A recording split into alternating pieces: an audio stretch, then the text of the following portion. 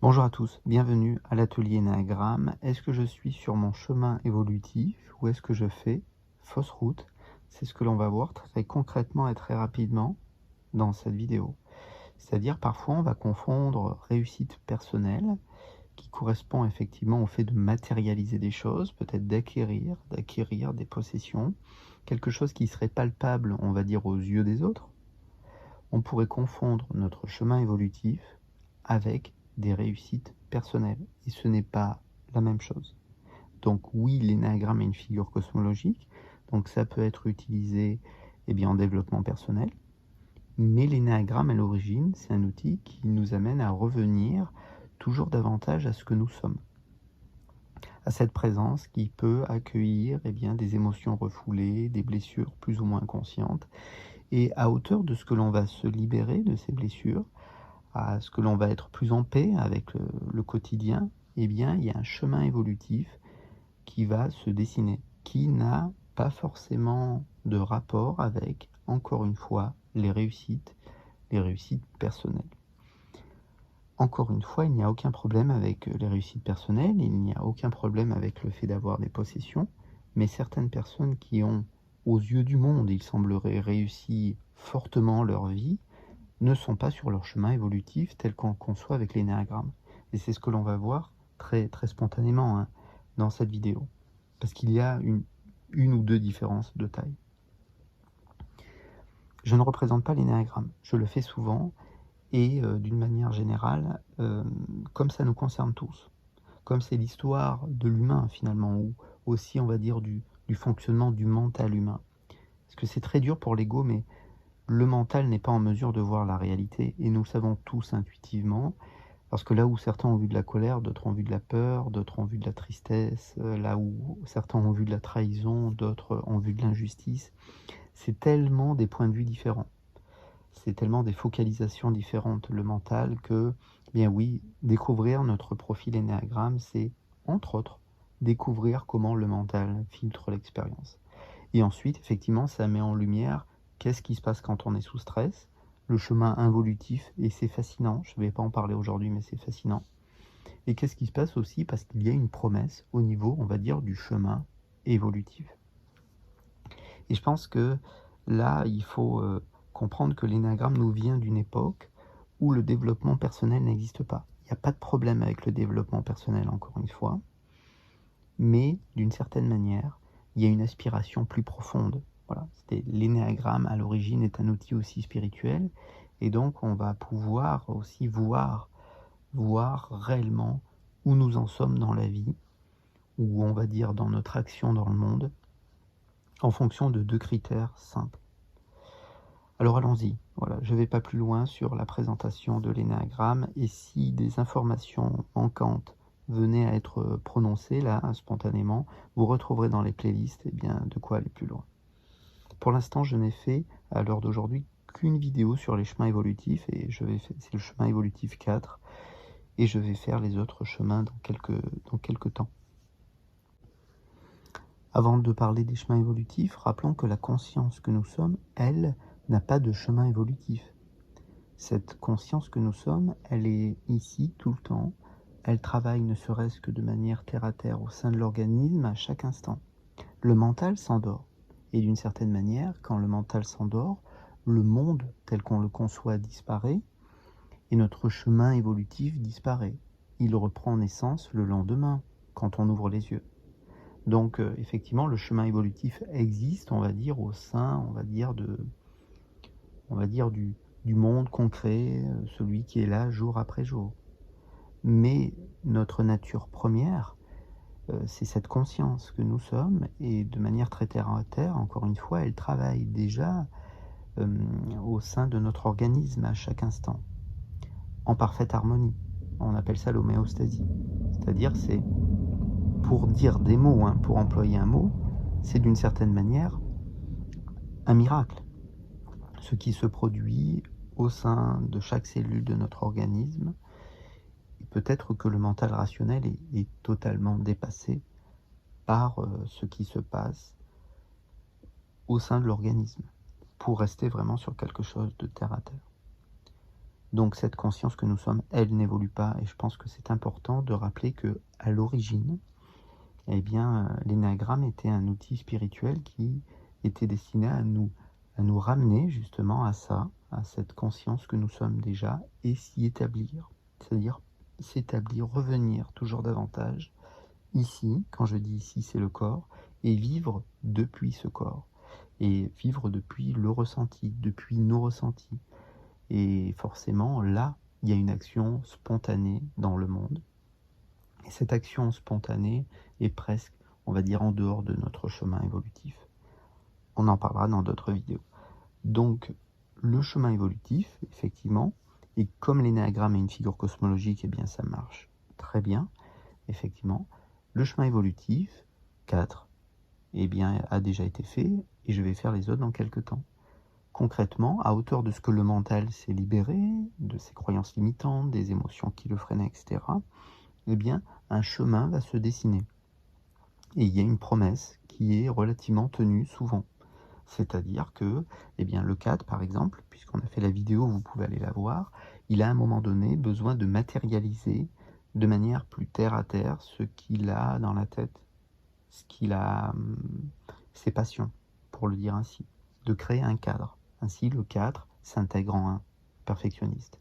Puis lentement va commencer à jouer, à penser différemment les choses, parce que comme il a commencé à matérialiser, à expérimenter finalement ce qu'il avait en tête, forcément, ça l'amène à se repositionner. Et ainsi à aller vers aussi des connaissances plus terre à terre, en tout cas plus rationnelles. Et ensuite, il va aller en 5, bien sûr.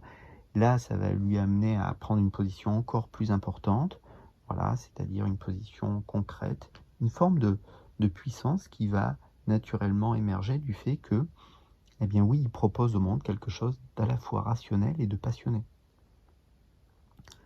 Et là, il sera en 8. Puis, effectivement, le 2, c'est-à-dire sa faiblesse deviendra sa force. Ça y est, il va pouvoir commencer à proposer au monde, il va commencer à pouvoir aider les autres. C'est-à-dire matérialiser tout ce qu'il avait en tête, et effectivement, comme il a souffert, le 4 souvent, eh bien ça l'amène à pouvoir aider les autres d'une certaine manière. Bon, voilà de manière très, très résumée le chemin évolutif 4. Mais comment savoir si je suis sur mon chemin évolutif ou est-ce que je suis simplement sur une réussite du développement personnel? Et encore une fois, il n'y a pas de problème avec le développement personnel. Eh bien, quand on est sur son chemin évolutif, il y a de la joie. Il y a de la joie, il y a de la paix. Il y a du stress, bien sûr, mais il y a, on va dire, ça pousse. C'est comme si la conscience que nous sommes poussés à vouloir aller dans une direction. Et donc, s'il y a, on va dire, cette passion, puisqu'on parlait du chemin 4, cette envie d'aller dans une direction, même si, d'une certaine manière, votre mental voulait dire l'inverse. Parce qu'on dit parfois que le cœur a des raisons que la raison ne connaît pas. C'est ça son chemin évolutif. C'est commencer à s'écouter en profondeur. C'est commencer à agir, on en parlait tout à l'heure, de manière plus spontanée. C'est s'écouter au lieu d'écouter forcément le contenu du mental. C'est-à-dire écouter son intuition. C'est-à-dire aller vers ce que l'on veut vraiment pour soi. Et ce que l'on veut vraiment pour soi n'est pas forcément empreint de développement personnel. On le verra, certains chemins évolutifs, c'est justement s'arrêter. Mais si vous vous arrêtez pour vous recentrer, aux yeux des autres, eh bien soit vous êtes en burn-out, soit vous êtes en dépression, soit vous êtes en train de vous reposer, soit vous flemmardez, mais vous n'êtes pas sur votre chemin évolutif, parce que dans l'esprit des gens, chemin évolutif veut dire bouger, avancer, matérialiser les choses. Eh bien, le chemin évolutif, ce n'est pas ça, justement. Le chemin évolutif, c'est revenir à ce que l'on ressent et agir depuis cette présence que nous sommes. Et oui, pour certains, on en parlait, le 4, le 5 vont effectivement aller vers quelque chose de plus terre à terre. Ils vont avoir besoin de matérialiser. Le 6 également, eh bien, s'intègre dans le centre instinctif, en point 9. Donc là aussi, Le 6 a besoin à un moment donné de sortir un petit peu de ces pensées qui tournent dans tous les sens et puis d'aller vers quelque chose de plus terre à terre, de moins tortueux, de moins, oui, c'est un peu une torture mentale. Il doute tellement le 6 lui aussi. Donc revenir vers quelque chose de plus simple, de plus harmonieux, ça sera son chemin. Par contre, pour d'autres, le chemin, ça sera aller vers quelque chose de plus tendre, de plus émotionnel. Par exemple, le 2, eh bien, commence son chemin évolutif en 4. Donc lui, il a besoin de se tourner vers lui. Donc, quand on est sur son chemin évolutif, il y a, on va dire, il y a une paix. Il y a une paix, il y a une intuition profonde qu'on est dans la bonne direction. Il n'y a plus de doute pour l'exprimer ainsi. C'est-à-dire, ça devient évident. Et ça, c'est pas forcément du développement personnel. Je pense que c'est vraiment important de saisir que ce n'est pas forcément du développement personnel que d'être sur son chemin évolutif. Le développement personnel, encore une fois, à sa place. Mais à l'origine, l'énéagramme, c'est une invitation à revenir à ce que nous sommes. La première chose qui se présente, c'est le corps. Dès que vous vous autorisez à vous ressentir, vous pouvez commencer à sentir « qu'est-ce que je veux pour moi ?» Oui, le mental est souvent très puissant chez beaucoup d'entre nous et nous coupe de notre ressenti. Voilà. Et effectivement, le 4, on en parlait tout à l'heure, le 5, le 6, ayant un mental effectivement très fourni, très conséquent, eh bien, va refuser le corps. Et pourtant, ça sera le chemin. C'est le chemin aussi du 2. C'est aussi le chemin du 8. D'une certaine manière, ben oui, parce que le 8 a besoin de s'ouvrir à sa propre faiblesse, sa propre tendresse, parce que c'est humain en réalité. On ne peut pas être tout le temps fort, ce n'est pas possible. En réalité, et on le verra dans d'autres vidéos, ça commence toujours par revenir au plus proche de soi-même et de regarder qu'est-ce qu'on ressent pour soi. Quel que soit notre profil énéagramme, ça commence toujours par revenir ici. Revenir ici, c'est revenir au corps. Et si vous n'êtes pas ici dans le corps, alors vous êtes dans une histoire mentale. Et il n'y a pas de problème avec l'histoire mentale. Mais le mental part toujours soit dans le passé, soit dans le futur, et n'est pas vraiment en connexion directe avec maintenant. Donc, si vous ne vous posez pas maintenant, vous ne pouvez pas remettre en question vos croyances limitantes, vous ne pouvez pas aller explorer réellement ce que vous voulez, vos émotions refoulées, vos blessures plus ou moins inconscientes. Et ainsi, effectivement, vous continuez, et bien, toujours un peu de la même manière. C'est pour ça que parfois, chez certains d'entre nous, le début du chemin évolutif, c'est un choc traumatique lourd, un choc émotionnel, qui va parfois nous mettre à l'arrêt complètement, et parfois durant de longues années, où on se repositionne. Et donc, c'est ça la différence entre le chemin évolutif et, on va dire, bien un chemin qui est peut-être empreint, on va dire, de beaucoup de réussite, mais qui ne correspond pas réellement à ce que nous avons réellement besoin. C'est que le chemin, on va dire, développement personnel, eh bien, c'est le fait de faire des choses et d'avoir des choses. Alors que le chemin, on va dire, évolutif, c'est commencer par être. Être en lien avec soi, être dans le ressenti, être. Et puis agir depuis ici. Agir depuis cette présence que nous sommes, depuis notre ressenti. Et si nous le faisons, eh bien oui, il y a la promesse du chemin évolutif, c'est ça qui est chouette, qui est quand même maintenue. C'est-à-dire au bout d'un moment, on ne peut pas ne pas être. On ne peut pas ne pas agir. Le simple fait de s'habiller, de se lever, c'est déjà agir.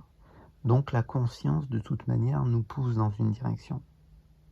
Mais effectivement, si on est libéré de nos blessures, cette action sera différente. Elle sera beaucoup plus spontanée que si on est encore, on va dire, emprunt à des croyances limitantes, à des blessures. Donc c'est la différence entre le chemin évolutif, et on va finir cette vidéo ici, et on va dire un chemin plus moderne, pour le dire comme ça. C'est que l'un est chargé de, on va dire, de paix, d'envie profonde. Même s'il y a du stress, on sait qu'on est dans la bonne direction, il n'y a aucun doute. D'une certaine manière, on est poussé, la conscience nous pousse dans une direction. Et on ne fait plus les choses de manière égoïste, d'une certaine manière. On les fait. On les fait parce qu'on devait les faire. Parce que c'était notre chemin que de les faire. Et ça, c'est le chemin évolutif. Contrairement à un chemin plus moderne où finalement, c'est très rapidement moi contre les autres. Voilà une différence. Ici s'arrête cette petite causerie énagramme, un petit pouce, vous abonnez, puis voilà, j'espère que ça a pu vous servir d'une certaine manière. Voilà, peut-être à bientôt, voilà, au revoir.